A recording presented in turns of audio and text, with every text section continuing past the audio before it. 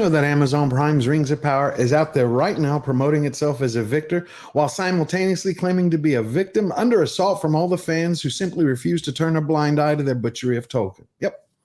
Amazon wants to have their cake and eat it too. It's typical corporation. But no worries.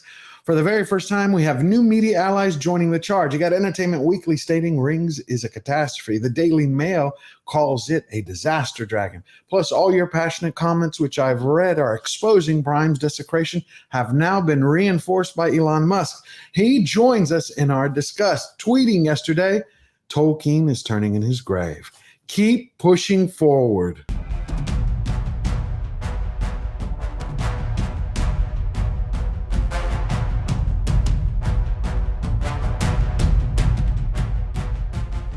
You know, Prime should save itself the embarrassment and just come out and admit the truth. They should just say, this series is not Tolkien. They already have egg on their face. This will just save them further humiliation. But that means a mega corporation would have to swallow their pride. Come closer. What do you think you're doing? I'm not leaving her adrift. 5 minutes later. Bitch, get out the way. Welcome, everyone. I hope you're all having a great day wherever you're at. My video review of episode 1 and 2 is coming. As I promised you, it's going to be out Friday, but there's just so much news out there that's important to you. I want you to know that millions of people around the world are backing up what you believe. They are calling out Amazon Prime's desecration of Tolkien's mythological masterpiece. And to top it all off, the most phenomenal news is that you now have mainstream media magazines and one media titan taking a whack at the giant. But I want you to remember, Amazon is not the only one to blame in this. We remember that guy, the grandson of John Ronald Reuel Tolkien, what he feels about adaptations. I kind of liked the first one, and my problem with the films was really that I think Jackson was kind of too faithful to the book. He kind of put too much into it, and I would have liked more character and perhaps following his own course. Thank you, Simon, for making it as plain as day what you think of your grandfather's legacy. Now, all the news we're going to cover really quickly, you should feel fantastic. You should feel like champions because you're doing your part. You're holding on dearly to what you believe. You're holding true and never backing down. And if you want to continue the conversation, you want to continue having fun and growing the fellowship, push the subscribe button down below and help us to defend Tolkien's beloved legendarium. Now, I want to read to you a few comments from the Hall of Heroes. We got Slayers who have something to say.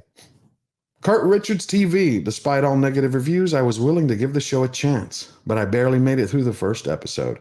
It is just so bloody awful. Like a super boring, unfunny parody, I immediately canceled my Prime subscription. Enough is enough. Deceiver. Amazon's Rings of Power has managed to empty all the magic and spirit of Tolkien's work and reduce it to simply being more generic content you can consume in front of your TV screen. CJ is awesome. Keep your policies out of my Star Trek, Star Wars, Marvel, DC, and Lord of the Rings. And now we're going to go across the pond and hear what the Daily Mail has to say. This is a disaster dragon, plucked, spatchcocked with a tanker load of Paxo, stuffed up its fundament, roasted, and served with soggy sprouts. But magnificent visuals are meaningless if nobody knows who the audience is meant to be. And it's impossible to guess whether the Rings of Power is meant for children, for hardcore fans, or for general viewers because it fails them all. And the cherry on top of that is Entertainment Weekly. The Lord of the Rings of Power reviews, Amazon's prequel is kind of a catastrophe. You can't add anything more to that. See, they're all seeing everything you and I are. You have a wretched cast, wooden, cheap dialogue. You have some great scenery. We have to admit that. An interesting score. Sometimes I think it's phenomenal. You have some beautiful visuals. And outside of the rest of the cast, which is completely horrible, I did find a couple of the actors, Durin and Disa. They had great charisma. I was surprised. But you notice that right there? I can be objective. You and I can be objective. That's the difference between us and radical shills. When they don't like something, they go, everything is horrible. But we are open. We're able to say, you know what? This is good. This is bad. This is wrong. Now, this entire series has no Tolkien in it. And that's exactly how Elon Musk phrased it. Tolkien is turning in his grave. I don't think you can be clearer than that. But today, he decided to put a little sting on that. Those who claim any criticism of Rings of Power means you're racist are outing themselves as closet racists. That's perfect, Mr. Musk. And I thank you for that. Because, see, for the longest time, the Fellowship and so many fandoms around the world didn't have media allies who were standing up, holding the line, pointing a finger, going, hey, these guys are right. This series isn't faithful. This series is butchering a mythos. This series is destroying legendary characters. And if you want to follow in his footsteps, you know what you have to do? You lead by example and you let them hear you roar. We never bow down. We never bend the knee. Firmly, defiant. Step up, stand tall, and get busy living your best life now, always forward.